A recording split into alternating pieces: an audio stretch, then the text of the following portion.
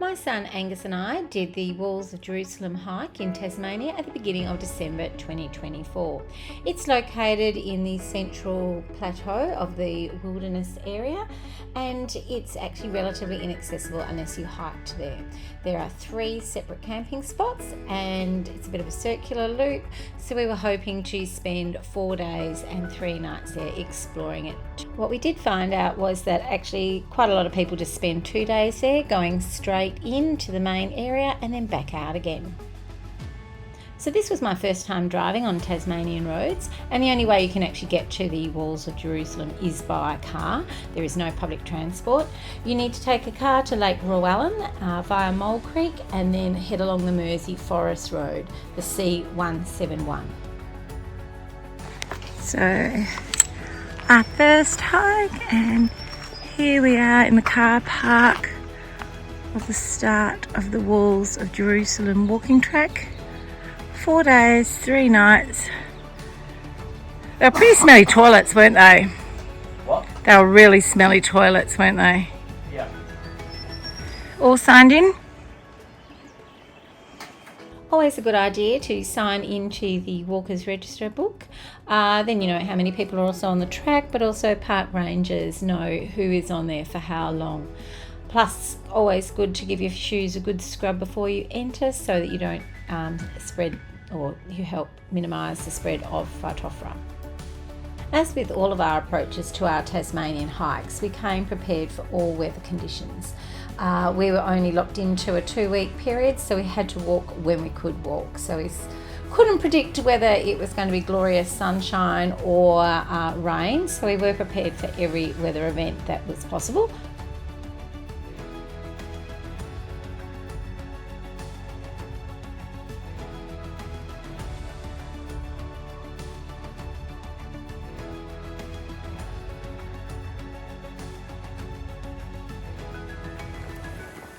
First part of the walk is a little bit uphill for about 3 to 4 hours.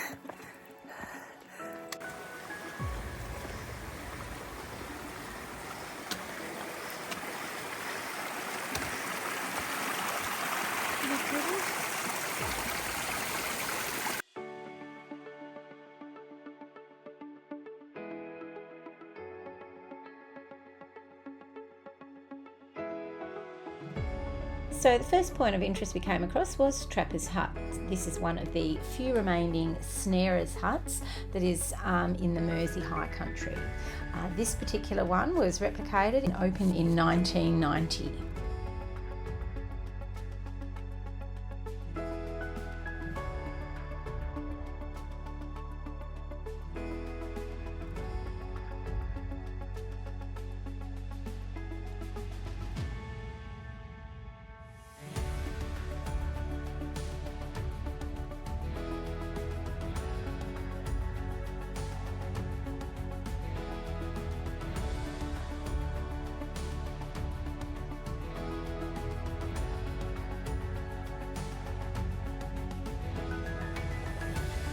Love taking photos of all the plants that I see along the way. Here's the waratah, plus I found this really beautiful little white orchid. I'm going to call it a white orchid because I've since found out that there's a big variety of different types of white orchids, so I'm not exactly sure which particular one it is.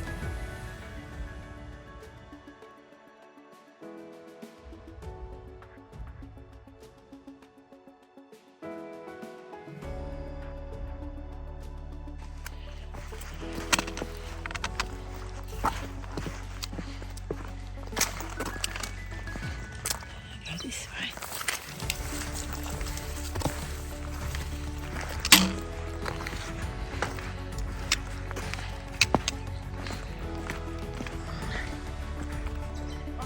I am coming.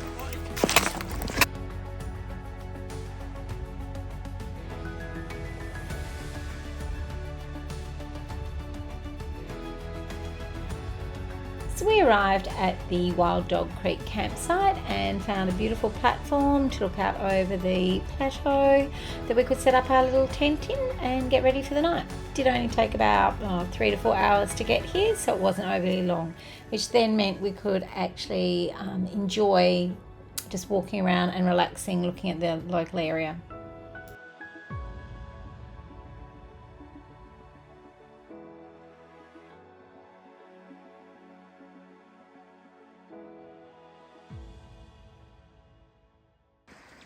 So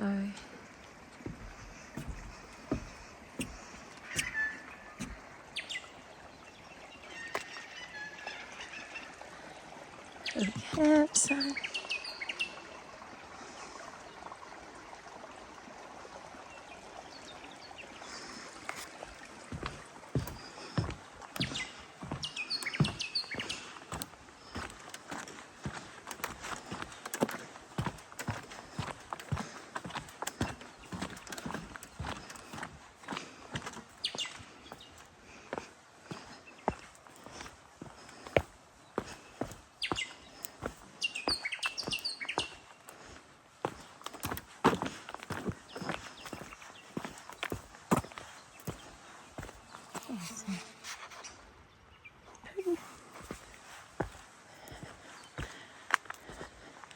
Yeah, nice little toilet.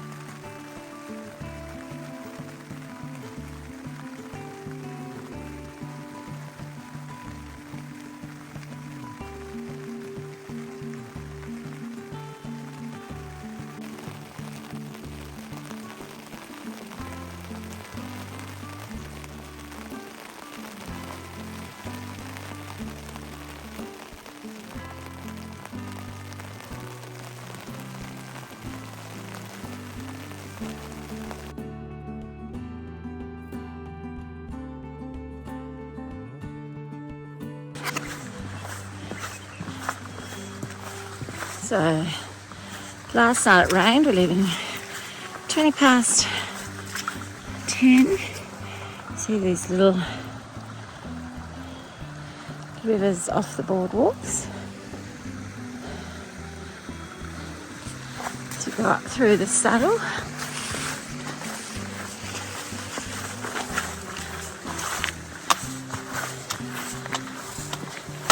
Hoping to find platypuses today.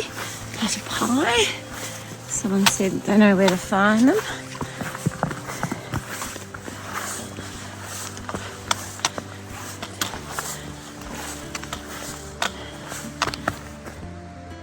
Yeah.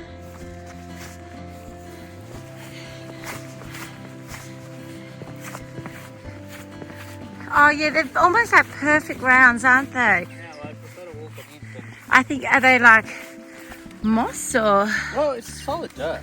Okay. Like it's squishy Yeah. enough that it's definitely. I mean, there might be rock underneath. No, I don't think you're meant to walk on them, but. What? I don't think you're meant to walk on them, but. Probably not, but otherwise it's wet.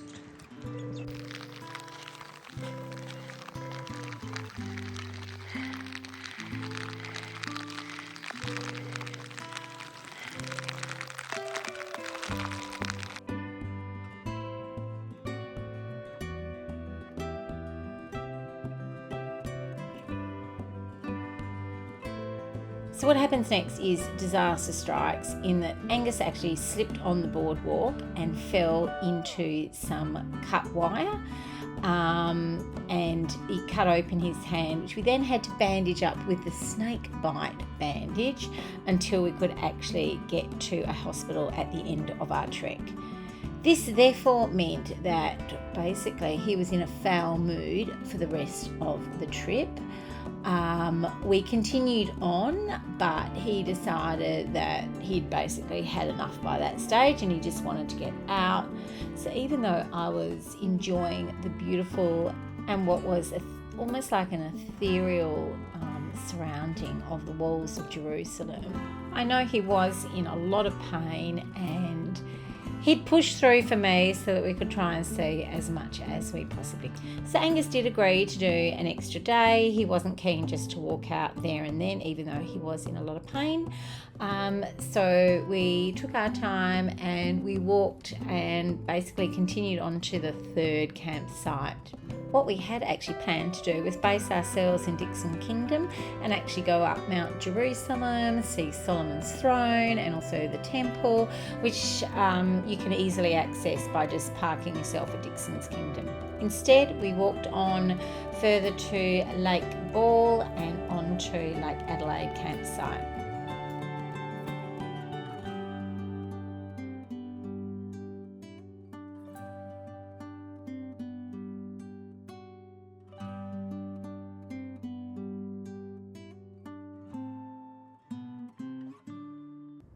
So the sun actually decided to come out while we were walking around Lake Ball, and what also came out were these ginormous earthworms.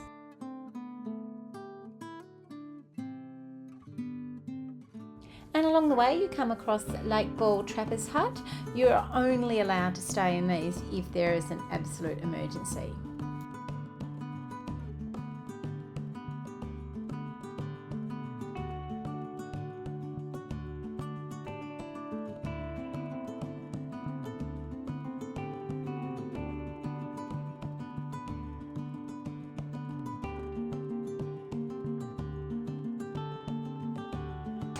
Come to a bit of a quandary. There's a bit of a river crossing here to the path over there. You did say you'd take your shoes off at some point, but for those 2 feet it doesn't seem worth it, does it? A bit of a beautiful waterfall up there. Oh, you're going to try that one, okay? Maybe go to the edge of that landing over there and just see whether it's doable. No? Just don't know, put your prong in first. Find out how deep it is.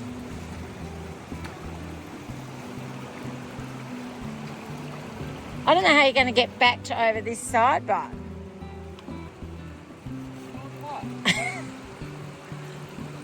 There I definitely get wet. This way maybe we'll get wet.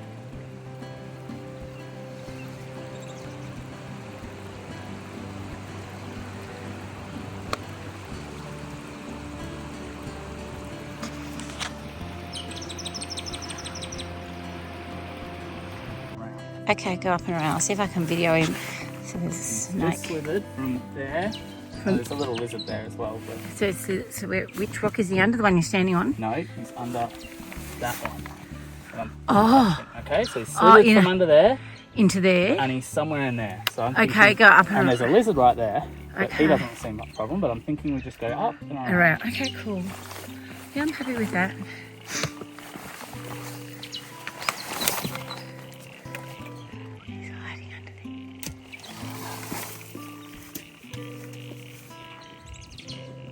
Was he big? Yeah, it was pretty big. Well, like he wasn't enormous, but he was 50 centimetres? But bigger. Oh wow. A good. It was about as thick as that in the middle. Shit. Okay. Can't see him under there.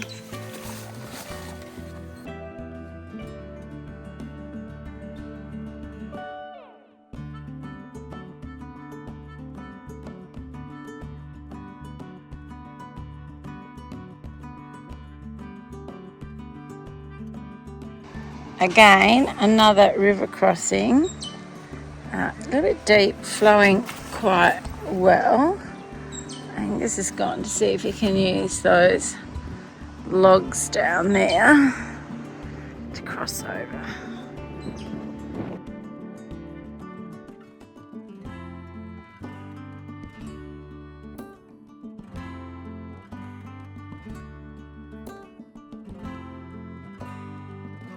So coming into the Lake Adelaide campsite, you are greeted with some boardwalks and some beautiful open fields, and there's pretty much plenty of room for you to just pop your tent on the grass.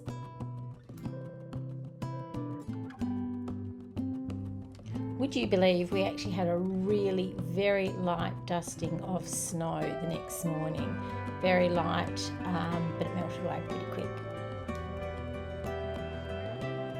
Here's our first wombat. Let me go chase him. No, that we won't chase him. There he is. Angus! Angus is miles away, but this is first wombat. Woohoo! There he is, he's running along. Isn't he cute? Oops, I'm not being very good. Much better. This is what we are trudging through.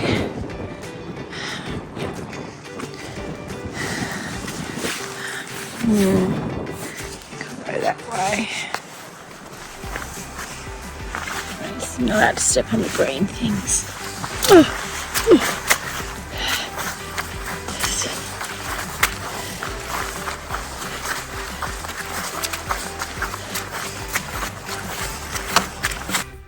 So we did actually bump into a couple of guys who are actually installing planks along this particularly boggy section of the track. As you can see, the old track is looking a little bit worn for wear.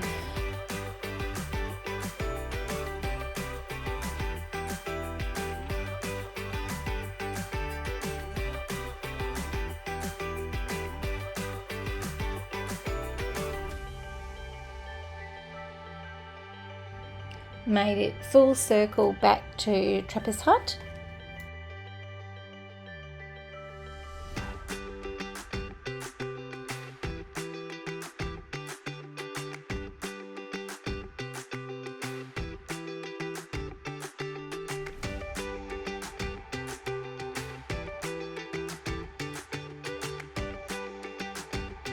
So the Mountain Huts Preservation Society has actually renovated a lot of these trappers' huts that you can find around the whole of the wilderness area. But we had actually come to the end of our trip, so we headed back to the car, went and got medical aid for Angus, which actually then ended up being more of an ordeal than we thought because he had a big infection, so he had to be operated on overnight, put stitches in. So it just goes to show that wire on some of these hiking tracks can be very dangerous. I do carry an EPIRB with me just in case. But as I said before, if you feel like subscribing, please follow along.